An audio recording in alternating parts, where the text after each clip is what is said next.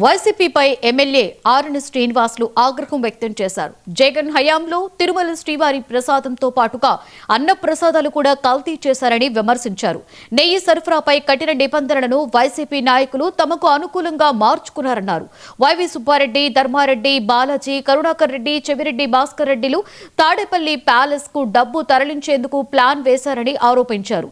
కల్తీ నెయ్యికి పాల్పడితే భక్తులు కనిపెట్టలేరని వైసీపీ నాయకులు భావించారని వెల్లడించారు. దేవుడి ప్రసాదాన్ని కల్తీ చేసిన వారిపై కఠిన చర్యలు తీసుకోవాలని కోరారు.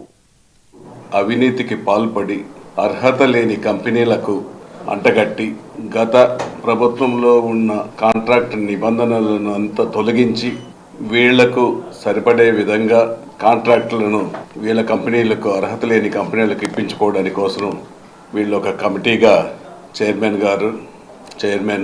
అదేవిధంగా డైరీలో టీటీడీలో పనిచేసే బాలాజీ, ఏఈఓలు, ఈఓలు, డైరెక్టర్లు, బోర్డు డైరెక్టర్లు, ముఖ్యంగా ప్రధానంగా కరుణాకర్ రెడ్డి, చెవిరెడ్డి వీళ్ళందరూ కూడా అవినీతికి ఒక స్కెచ్ వేసుకొని ఆ స్కెచ్ ప్రకారం తాడేపల్లి ప్యాలెస్లో ఉన్న పెద్దకు ఎలా అందజేయాలి, డబ్బులు టీటీడీలో నుంచి ఎలా అందజేయాలి అనే ఒక ముఖ్య ఉద్దేశంతోనే ఈ అన్నప్రసాదాల్లో, లడ్డూ ప్రసాదాల్లో కల్తీకి చేస్తే భక్తుల మనోభావాలు ఎవరికి ఏమి తెలియదు అన్నట్టుగా ఎంత చేసినా ప్రజలు భక్తులకు దేవుడి ప్రసాదంగానే భావిస్తారు.